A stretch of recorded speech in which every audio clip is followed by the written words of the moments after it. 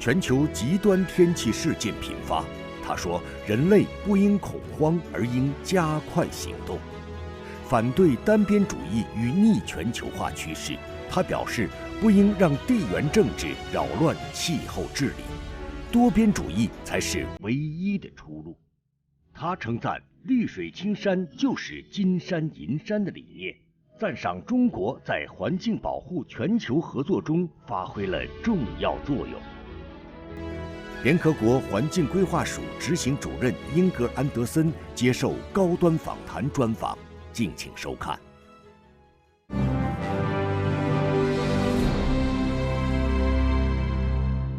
关注国际焦点，洞察世界风云。大家好，欢迎来到本期的高端访谈，我是邹韵。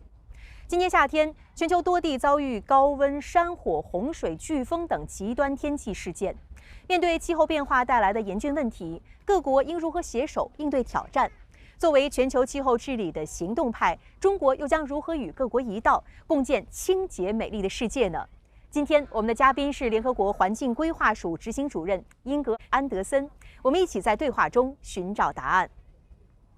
Mrs. Anderson, thank you for joining us on Leaders Talk. Well, let's start with this unusual summer, which is marked by sweltering heat, exceptional rains, flooding, wildfires across the world. So truly a summer of extremes. And you have previously said that climate change is bigger than anything the planet Earth or human occupants have ever experienced. So what are some of the major lessons do you think we can draw from those events? And more importantly, how should we act on it?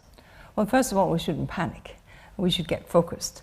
And I think that's one of the things that I've seen here in China, that there is no panic, but there is a focus. Because what we need to do is to understand what's causing these events. And I think science tells us very clearly from the IPCC, this intergovernmental panel of scientists that have been working for over 30 years, telling us that, look, the more gases, CO2, methane, etc., that we're putting into the atmosphere from our human activity, the hotter it's going to get, because these gases get trapped. And so the sun rays that hit the Earth get trapped inside the protective layer that protects our planet. So we want to ensure that we reduce those gases. And so that's why renewable energy is so important. That's why electric vehicles are so important. That's why smart buildings are so important. And that's what we're seeing here in China, but also across the world. What's interesting and impressive about this country, for example, is that right now 52% of energy is renewable. How about that? This is leading the world on that front. It really is. At home and abroad through sales of renewable infrastructure. So there is a real opportunity. 2015年12月12日，在巴黎气候大会上，里程碑式的巴黎协定在经过艰难博弈后终于诞生。时任联合国秘书长的潘基文评价中国在推动巴黎协定达成上做出了历史性的突出贡献。2016年9月，在20国集团杭州峰会召开前夕，习近平主席亲手将气候变化巴黎协定中国批准文书递交到潘基文的手中。在巴黎协定中，各方承诺把全球平均气温较工业化前水平升高幅度控制在2摄氏度之内，并争取将这一数值控制在1.5摄氏度之内。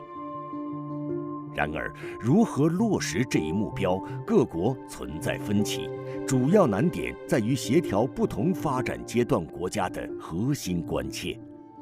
研究显示，全球约90%的过量碳排放源自发达国家。国际社会普遍认为，发达国家负有导致全球变暖的历史责任、法律义务和道义责任。2009年哥本哈根气候变化大会上，发达国家集体承诺，从2020年起，每年出资1000亿美元支持发展中国家应对气候变化。然而，这一承诺尚未兑现。2023年，联合国气候变化大会将于12月在迪拜举行。每年1000亿美元气候资金的承诺，成为各方关注的焦点之一。Not long ago, on August the 15th, China celebrated its very first Ecology Day, in which Chinese president has emphasized the vital importance of ecological conservation for the sustainable development for the Chinese nation. So how do you see this new grand drive and also China's path towards modernization, which also features the harmony between humanity and nature?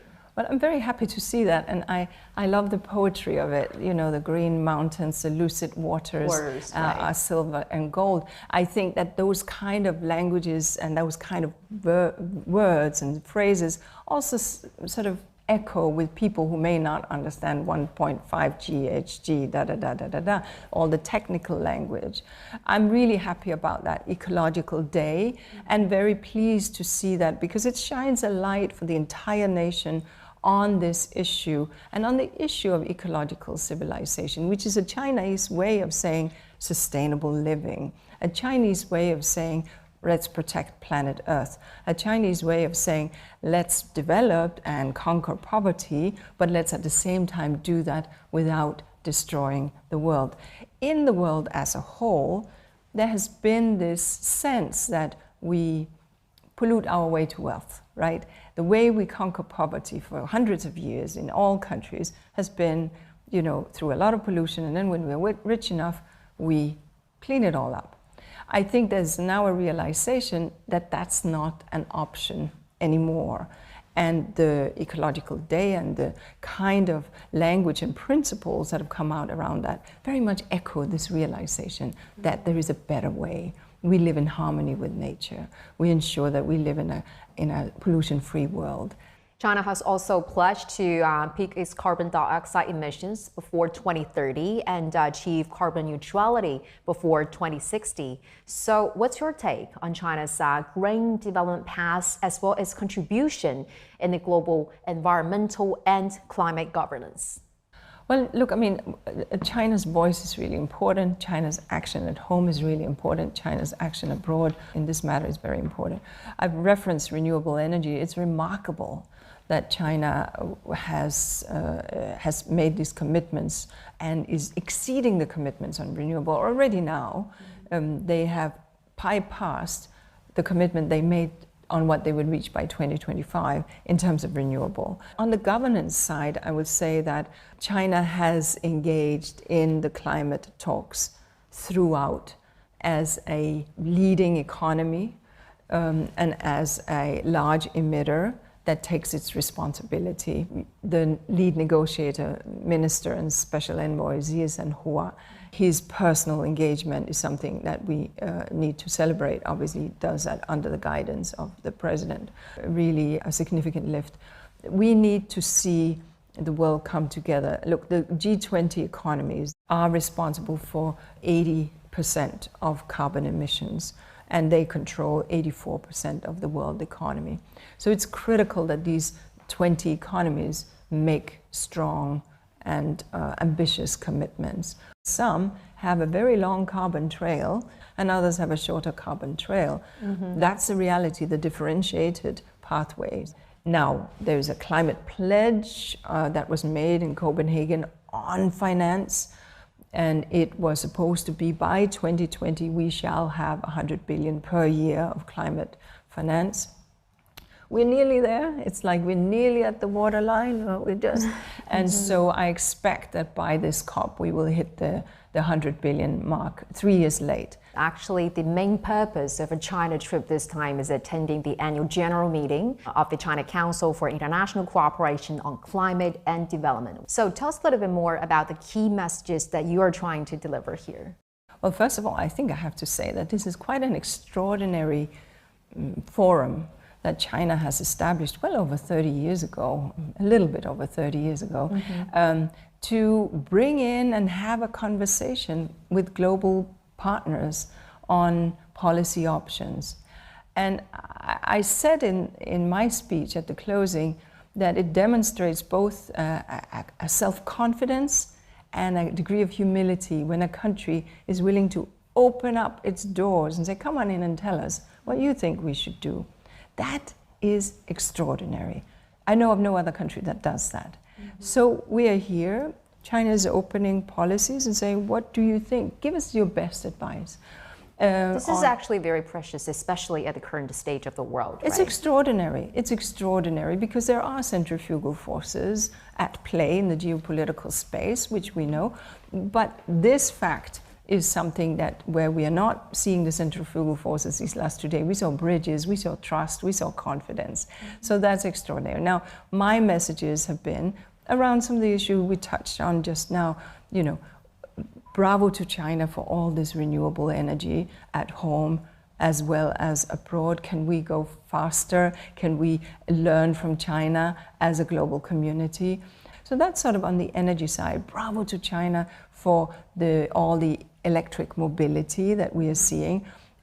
That's wonderful. As we do that, can we think about the discarded electric batteries and so on? Because we need cobalt and lithium and copper and all these platinum, precious metals. Can we think about circularity with the discarded e-vehicles? Get those policies in place before we discard, if you understand what I mean, so that we can already now mine the discarded instead of mining for new mines. Right.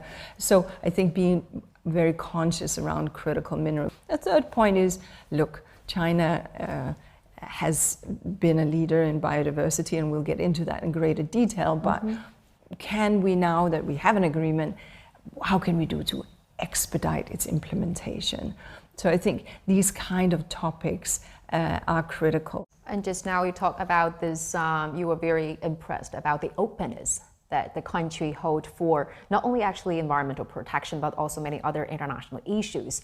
And as a matter of fact, as the chief of UNEP, you have repeatedly emphasized the need for multilateralism in tackling, the natural crisis and also climate change. So are you concerned about the rising tide of unilateralism as well as this anti-globalization sentiment?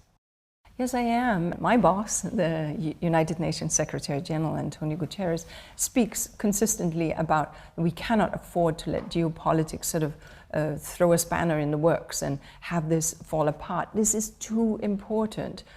You led out in saying that I have said that climate is the issue. The Secretary General of the United Nations says this is our existential moment. This is an existential crisis. There are geopolitical factors that cause a degree of unilateralism that is not helpful. And therefore I'm quite hopeful with some of the language that I've been hearing while I've been here, as well as in other countries, that there is an understanding that wherever else we have trouble, and there are other places outside my scope of environmental matters, nevertheless, in spite of this, let's find a pathway forward on climate. And I'm optimistic, because it's my job to be optimistic, that at COP28 we will see a degree of forward movement, because we must. In Canada, some of the wettest areas are burning. With wildfires, right? The wildfires, which are crazy, that from Canada to New York City they had to inhale and are inhaling this kind of smoke. And every country, especially the global south, are being hit by this crisis. So the crisis is not going to wait. Climate change is here now. Well, speaking of this collective action and international cooperation, from your environmental point of view, how do you understand the significance of the concept of a community of shared future for mankind as proposed by Chinese president? Well, we are. I mean, the shared future is a given. No country is an island. The food that I eat was raised on other farms in other countries. The air that I breathe out, my neighbor will breathe in, and the wave that leaves your shore will come to mine. The truth is that we are connected. So the statement that you quoted is absolutely correct. We cannot live unilaterally because we are on this one planet. And so understanding, therefore, that when we have trouble, multilateralism is the only way forward. There are no walls behind which we can barricade ourselves against climate change. There are no walls with which we can build so that sea level rise will disappear. And that is why, of course, the United Nations and the Secretary General is pushing so very hard on this topic, because he understands, like many other leaders, of course, the imperative of action, and that delay is essentially collective suicide. Well, talking about this interconnected correlation with one and another, how concerned are you about Japan's nuclear contaminated water release? Well, of course, it is another agency of the United Nations that handles that matter. That's the IAEA out of Vienna.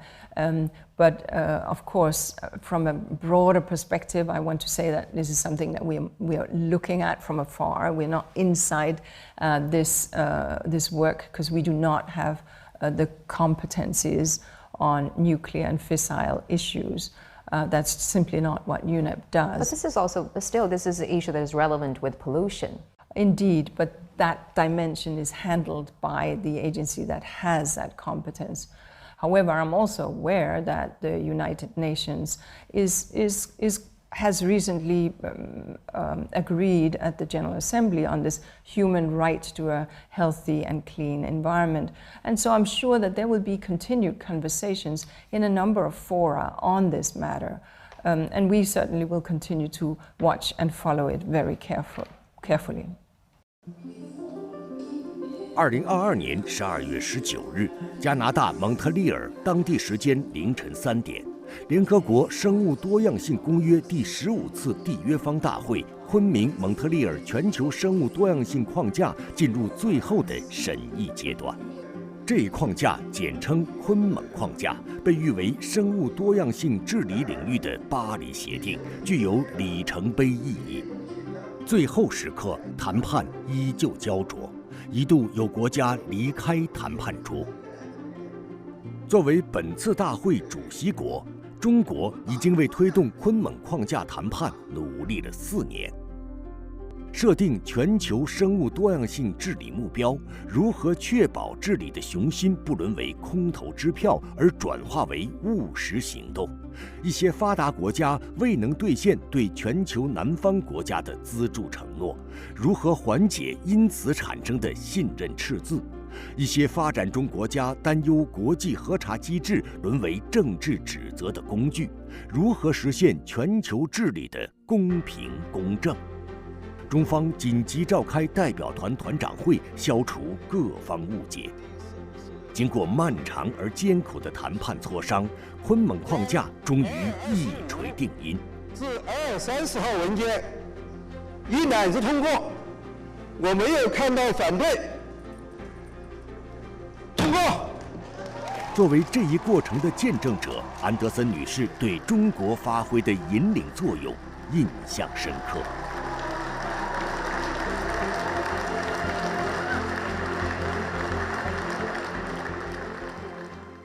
The Kunming-Montreal Global Biodiversity Framework, or GBF, was adopted last year ahead of schedule. We all know that the journey to reach this major global consensus is by no means an easy task. It was an arduous journey. You have a much better understanding than me about this. How do you see the role of China as the chair of COP15 in helping to close the gaps of diverse parties who, of course, have different and even conflicting interests?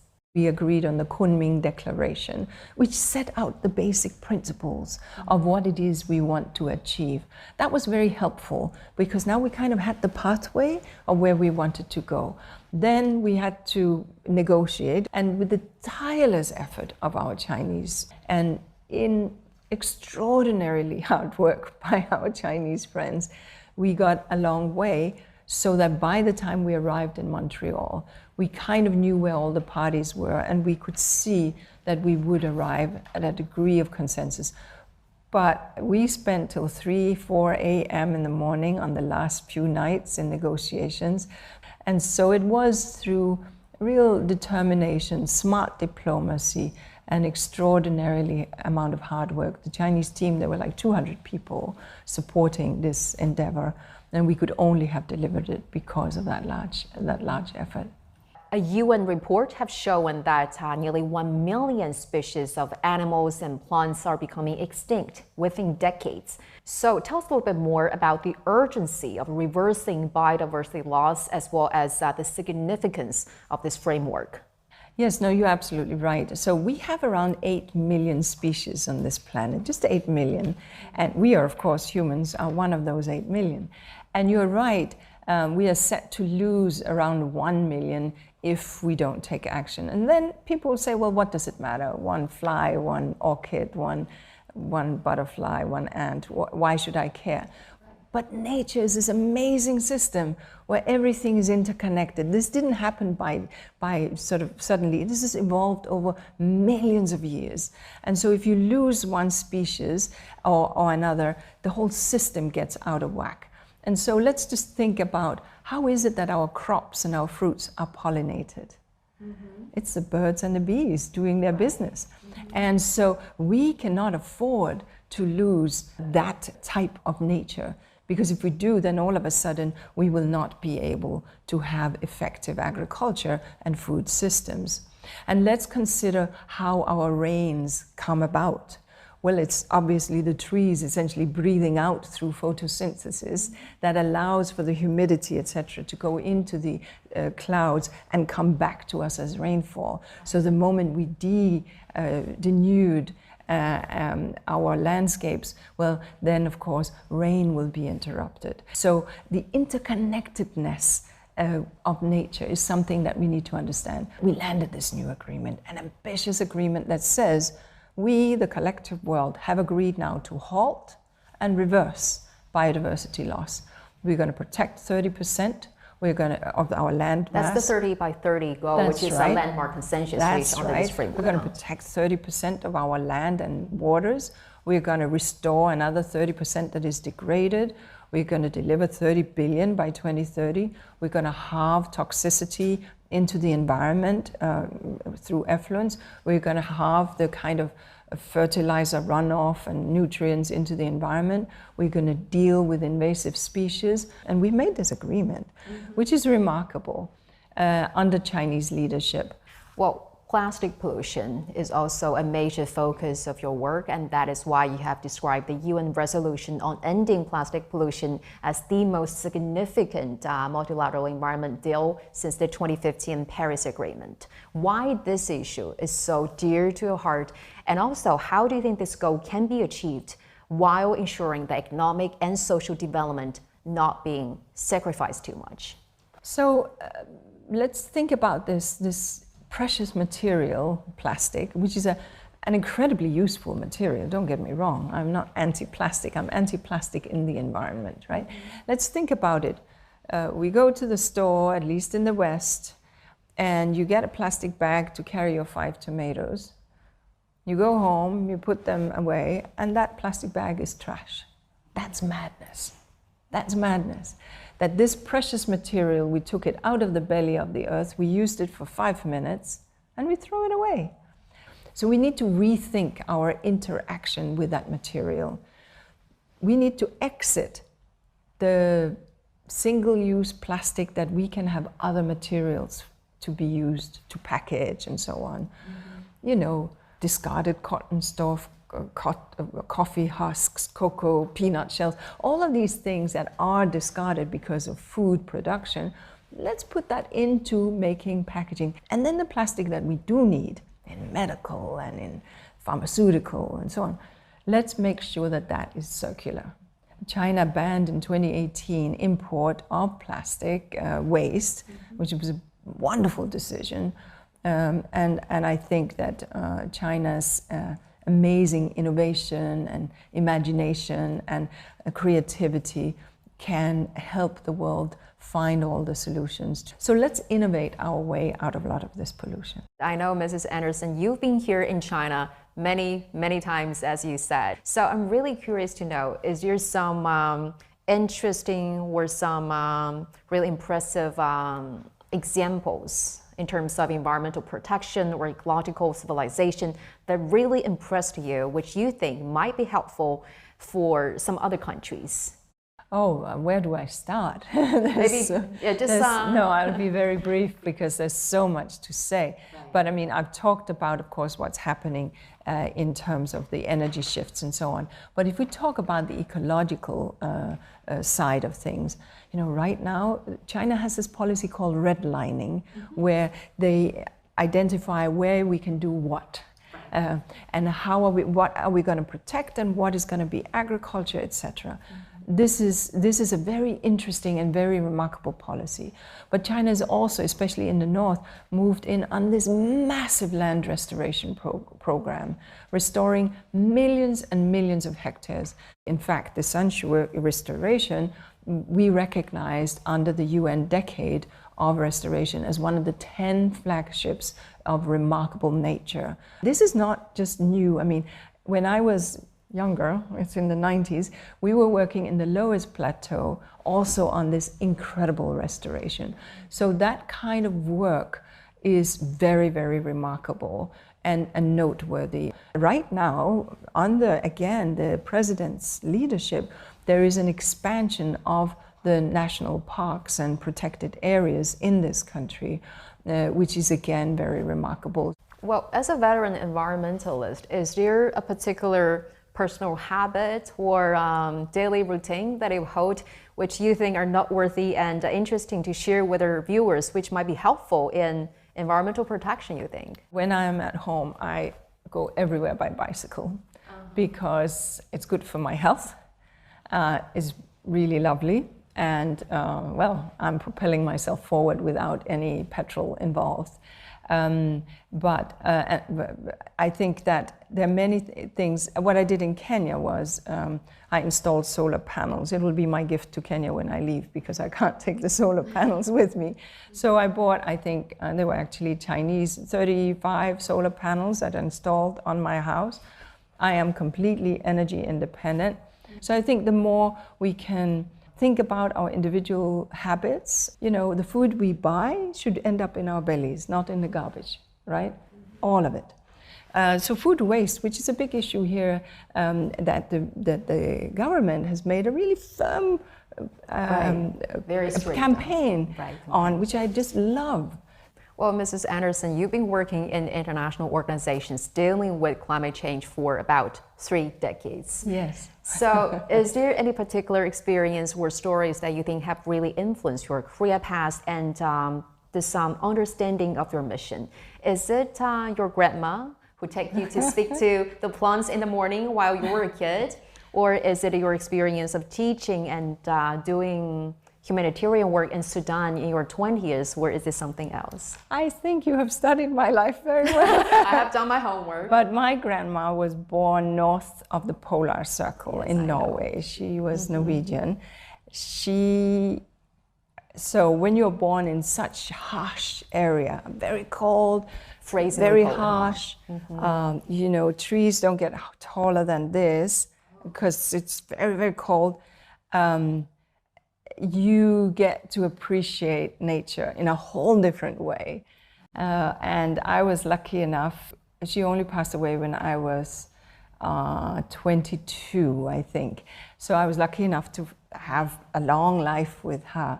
She taught me a lot. And just to be gentle with the planet, because when you live in these harsh conditions, you have to make sure that you are thrifty and judicious about what you do with what you have.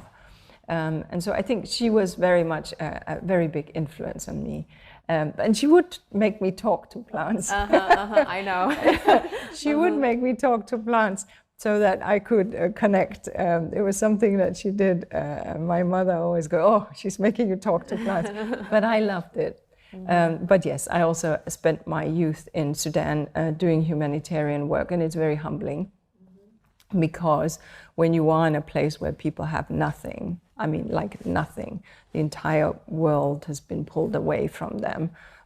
It was during the Great Famine of the late 80s, and people were on the move and completely devastated, and communities uprooted and histories lost, and you know, people having to abandon homesteads where they had lived for forever, and you see that hopelessness caused by desertification and caused by the harsh nature. I think you get a respect for nature, but also a respect for people and communities who live in such extreme conditions and suffer so much, yet are so generous, so kind. The kindness that I saw amongst the very, very poorest, most destitute people is something that made me a richer person in every way in terms of understanding what is important in this world. Well, Mrs. Anderson, it was a great pleasure talking to you. Thank you so much for sharing us your insightful views on environmental protection as well as ecological conservation. Thank you so much. Thank you. The pleasure was mine. Thank you. Thank you.